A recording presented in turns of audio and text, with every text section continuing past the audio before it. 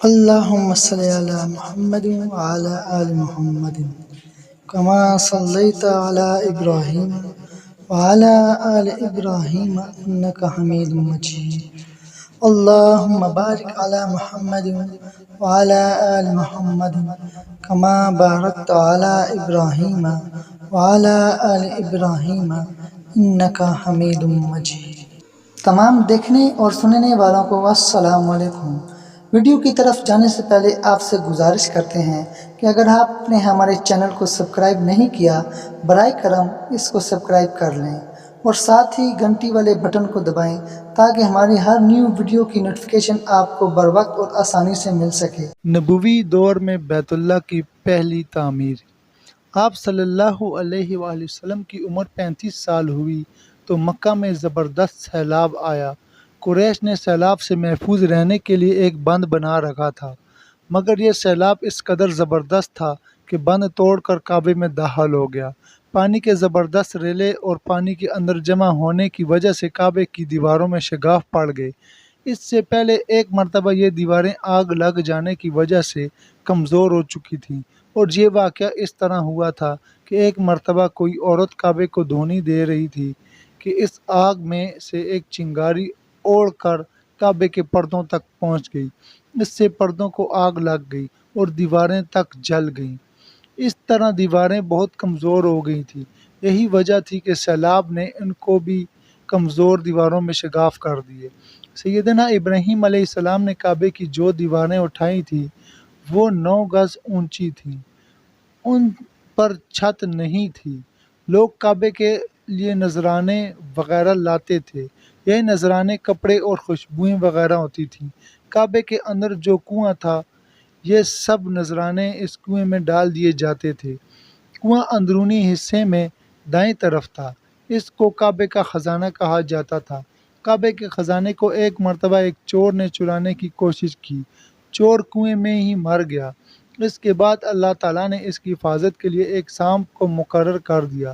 یہ سانپ کنویں کی منڈیر پر بیٹھا رہتا تھا، کسی کو خزانے کے نزدیک نہیں آنے دیتا تھا۔ قریش بھی اس سے خوفزدہ رہتے تھے۔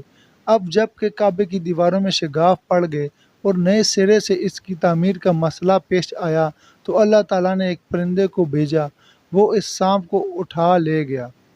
یہ دیکھ کر قریش کے لوگ بہت خوش ہوئے۔ اب انہوں نے نئے سرے سے کعبے کی تعمیر کا فیصلہ کر لیا اور پروگرام بنایا کہ بنیادیں مضبوط بنا کر دیواروں کو زیادہ اونچا اٹھایا جائے۔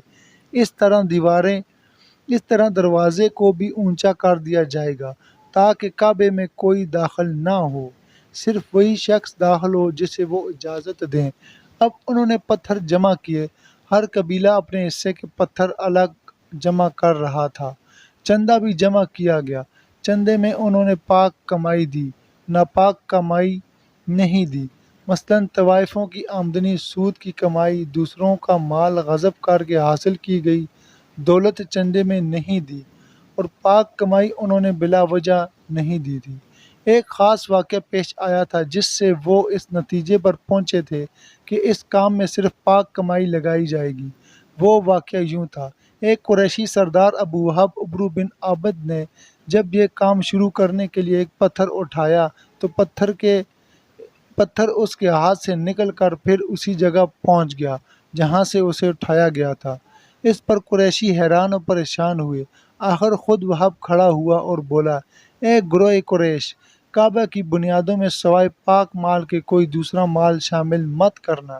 بیت اللہ کی تعمیر میں کسی بدکار عورت کی کمائی، سود کی کمائی یا زبردستی حاصل کی گئی دولت ہرگز شامل نہ کرنا۔ یہ وہب نبی کریم صلی اللہ علیہ وآلہ وسلم کے والد حضرت عبداللہ کا ماموں تھا اور اپنی قوم میں ایک شریف آدمی تھا۔ جب قریش کے لوگ خانہ کعبہ کی تعمیر کے لیے پتھر ڈھو رہے تھے تو ان کے ساتھ نبی کریم صلی اللہ علیہ وسلم بھی پتھر ڈھونے میں شریک تھے۔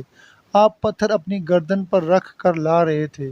تعمیر شروع کرنے سے پہلے قریش کے لوگوں نے خوف محسوس کیا کہ دیواریں گرانے سے کہیں ان پر کوئی مصیبت نازل نہ ہو جائے۔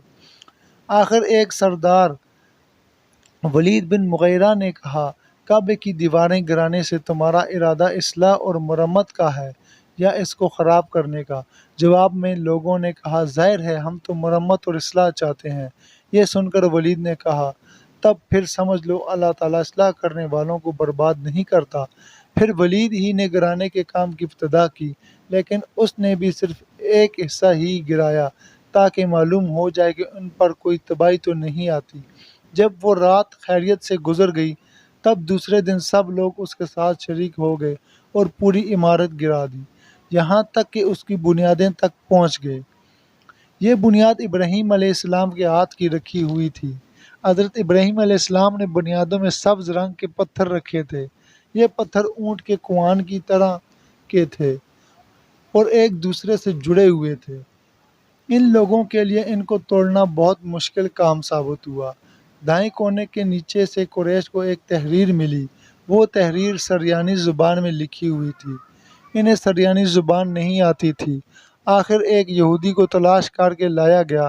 اس نے وہ تحریر پڑھ کر انہیں سنائی۔ تحریر یہ تھی: میں اللہ ہوں مکہ کا مالک، جس کو میں نے اس دن پیدا کیا، جس دن میں نے آسمانوں اور زمین کو پیدا کیا، جس دن میں نے سورج اور چاند بنائے۔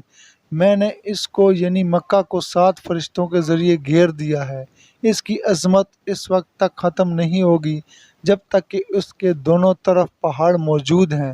ان پہاڑوں سے مراد ایک تو ابو قیس پہاڑ جو کہ صفا پہاڑی کے سامنے ہے، اور دوسرا کیکان پہاڑ جو کہ مکہ کے قریب ہے اور جس کا رخ ابو قیس پہاڑ کی طرف ہے، اور یہ شہر اپنے باشندوں کے لیے پانی اور دودھ کے لحاظ سے بہت بابرکت اور نفع والا ہے۔ یہ پہلی تحریر تھی۔ دوسری مقام ابراہیم سے ملی، اس میں لکھا تھا: مکہ اللہ تعالیٰ کا محترم اور معظم شہر ہے، اس کا رزق 3 راستوں سے اس میں آتا ہے۔ یہاں 3 راستوں سے مراد قریش کے 3 تجارتی راستے ہیں۔ ان راستوں سے قافلے آتے جاتے ہیں۔ تیسری تحریر اس سے کچھ فاصلے سے ملی، اس میں لکھا تھا: جو بلائی بوئے گا لوگ اس پر رشک کریں گے، یعنی اس جیسا بننے کی کوشش کریں۔ جو شخص رسوائی بوئے گا وہ رسوائی اور ندامت پائے گا۔ تم برائیاں کر کے بھلائی کی آس لگاتے ہو، ہاں یہ ایسا ہی ہے جیسے کیکر یعنی کانٹے دار درخت میں کوئی انگور تلاش کرے۔ یہ تحریر کعبے کے اندر پتھر پر کھدی ہوئی ملی۔ کعبے کی تعمیر کے سلسلے میں قریش کو پتھروں کے علاوہ لکڑی کی بھی ضرورت تھی۔ چھت اور دیواروں میں لکڑی کی ضرورت تھی۔ لکڑی کا مسئلہ اس طرح حل ہوا کہ ایک جہاز عرب کے ساحل سے آ کر ٹکرا گیا۔ آج اس مقام کو جدہ کا ساحل کہا جاتا ہے۔ یہ پہلے مکہ کا ساحل کہلاتا تھا، اس لیے کہ مکہ کے قریب ترین ساحل یہی تھا۔ ساحل سے ٹکرا کر جہاز ٹوٹ گیا۔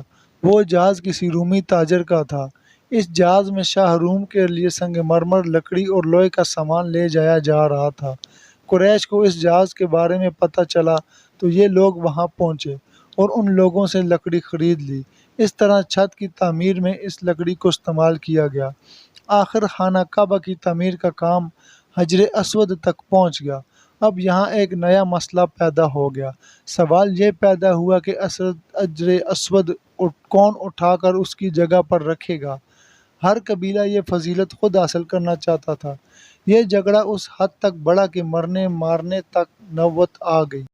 لوگ ایک دوسرے کو قتل کرنے پر تل گئے۔